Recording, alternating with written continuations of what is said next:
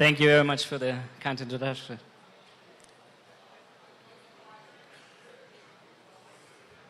So welcome everyone. I truly enjoy this conference, these technical developer conferences in general with very smart minds and expert discussions. This is what I love. Thank you so much for all being here. I'm going to talk today about the Liquidity Network. So the underlying idea is that I believe that we should build finance intermediaries that are not trusted, that are not non-custodials. And this is something that will help Ethereum's mass adoption. So this is work, the Liquidity Network is something I've co-founded with my co-founder Rami Khalil. And we are working, so I'm at Imperial College London, Rami is at ETH Zurich, finishing his master, and I'm also working with Hochschule Luzern. So, and most of you have heard, okay, we have a scaling problem, and how are you going to solve this? So what are the different approaches that we can take? So I'm just listing here a few. There are other directions that we have seen today, such as bridges between different chains, which also might work. But high level speaking, alternatives to proof of work, like BFTS, proof of stake, might help in scaling. Sharding, where you partition a network in smaller shards, and within the smaller shards you can faster reach consensus, might also help, and is an orthogonal scaling solution. What we're going to talk today about are off-chain scaling solutions. So these are not side chains, it's an important difference, but they're actually off the chain. And in order to explain what off-chain technology is, there are a few categories actually of off-chain payments. So the first that I would classify as a category are two-party payment channels. So who has heard about Lightning Raven? Exactly. So these are two-party payment channels. Okay, you can have like unidirectional, bidirectional, linked payments, and you can also build hubs with two-party payment channels. So these are simple bidirectional channels, typically between two participants. And then there's another class of off-chain technology, and we call it n-party payment hubs. And this is all what liquidity is about. It's a complete redesign. It's a very different, fundamentally, technically different design than two-party payment channels. So let me first introduce quickly two-party payment channels. Lefter before from Raiden did a great job at doing this, but just high-level overview here. So you have two participants. If they want to have a bidirectional channel, both of them need to deposit Ether in a smart contract. So this is collateral that is locked up. And this means both of these individuals here, they actually need to perform an on-chain transaction. Okay? So they have to pay regular gas fees. And once they've done this, they can exchange now a fraction of this collateral. So the left node can send some fraction to the right node, and then the off-chain balance is updated here with this off-chain state, which is not recorded on the blockchain, and which saves you transactions that you no longer need to record in the blockchain. So now you can do more transactions. So the right node could send like 0.05 Ether to the left node. What's important is that this is going to outdate this current state and update to this new state.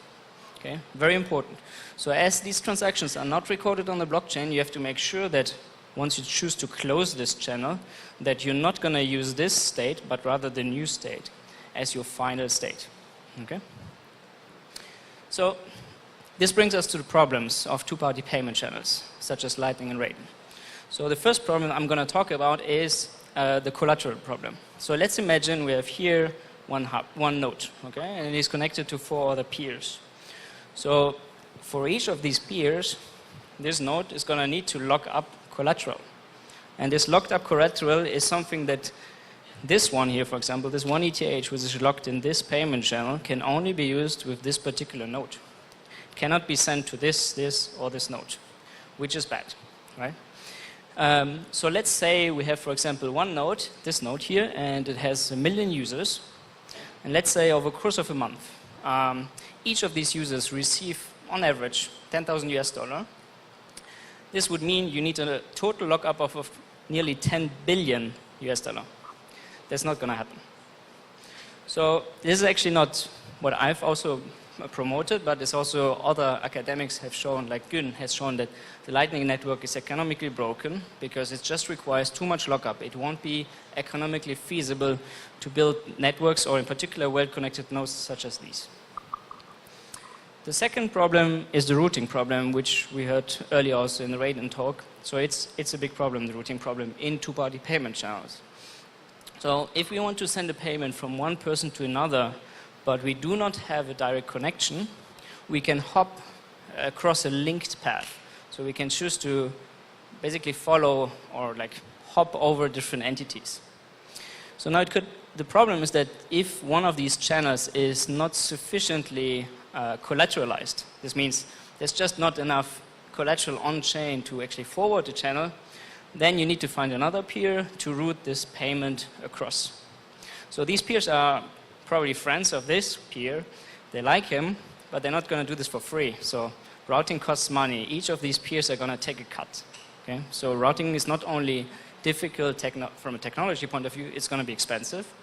And it's going to violate your privacy because you're going to need to know, how do I find actually this peer? Or is this collateral here sufficient so that I can route my payment along this route? What if this node is temporarily offline? Where do I go then to, right? These are not professional peers. These are just like peers that can churn and leave, join and leave the network at any time if they'd like to. So overall, there are many problems that we can see nowadays in two-party payment channels. So I mentioned frozen deposits. I mentioned route finding, privacy issues. Every channel needs to be established on-chain. So if you want to make 1 million connections with 1 million different people, you're going to need to make 1 million on-chain transactions. Blockchain congestion. So if the blockchain is actually congested and somebody commits outdated state of a payment channel, you're going to need to react. So basically, someone can force you that you need to make a transaction in order to respond to an outdated state. Otherwise, they can double spend you in a payment channel. Very dangerous. Usability, well, is still being worked on, but currently it's not there. Channel maintenance is difficult. On-chain top-ups are required. Longer routing, watchdog requirements, so you have to stay online. There's some, especially academics, working on the watchdog requirements. There will be some hopefully good results in the future, but it's still a big problem nowadays. So many problems. I'm an academic. I like to find solutions. We have proposed last year Revive. The idea is to make payment channels more scalable. So let's say you have this cycle here among these users. So the idea is if this node here wants to send something to this node, and you can see here, there might not be enough collateral to send the payment across this route. So what you can do now, you can off-chain, instead of going through the expensive route here, you can off-chain rebalance. This is what Revive is about. It's reviving a payment channel off the chain. So you don't need an on-chain transaction to do so. And then you can basically use your collateral that you have across this route to update your balance here, and then to use the cheaper, faster route. Okay? So this has been peer-reviewed and presented at CCS last year, and it's open source on GitHub. You can check it out. But this was not enough. There are a lot of other problems that needs to be solved. So, for example, the routing problem. So Vitalik's view on how to solve the routing problem is to convey centralized payment hub, because routing is easy, because there will be a relatively small number of them with relatively static relationships. And that's the Liquidity Network about. So it's about building payment hubs that are centralized but not trusted. They are not custodians. It's very important. And you can have redundancy, so you can have multiple hubs. You can choose to have different hubs and join them. So the advantages of the Liquidity Network are that these are actually trustless n-party payment hubs. It allows you to have easy routing, you have flexible collateral, and a bunch of important benefits, which I'm going to cover some of them now. So the first killer feature, I believe, is off-chain registration. To open a channel with a hub, you do not need an on-chain transaction. So this means you can just like install a mobile app, for example, and as soon as it connects to the server, it sends a signed TCP message, and you can receive off-chain funds at this very instant. Okay? So this is really important. You have a free off-chain registration, and then you can receive off-chain, and you can forward it to another peer. In order to build a hub, so just compare it to regular two-party payment hubs, you need collateral as well for the trustless operation, but the collateral can be managed in bulk, so it's not tied to a particular channel as here. It's actually handled together. So that's the first very important difference, bulk collateral management versus individual collateral management that would need to be managed with on-chain transactions and shifted around as you see fit. The second feature is that the total amount of transaction volume that you would need in such a hub here is the total transaction volume, whereas in liquidity is the collateral of a disputable time window. So it can be much smaller than what is required here.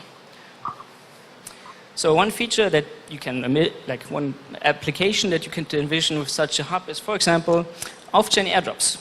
So Umi's for instance, did last year an airdrop, reached almost 500,000 users, over 5,000 transactions. This would cost today $150,000 US to do that.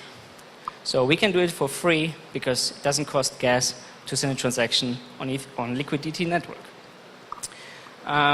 Besides off-chain transfers, we can do off-chain swaps. So think about the evolution of the DEXs. So you have your marketplace, you have the New York Stock Exchange, you have centralized exchanges.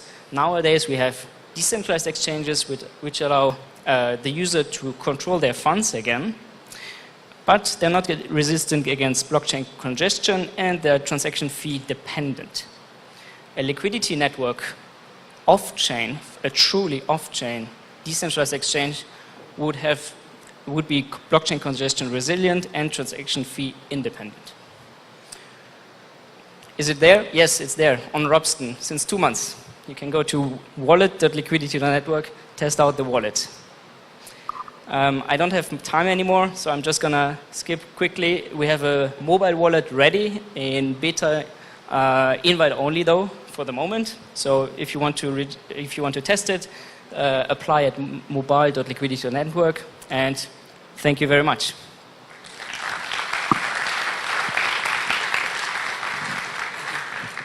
Thank you. Okay, thanks.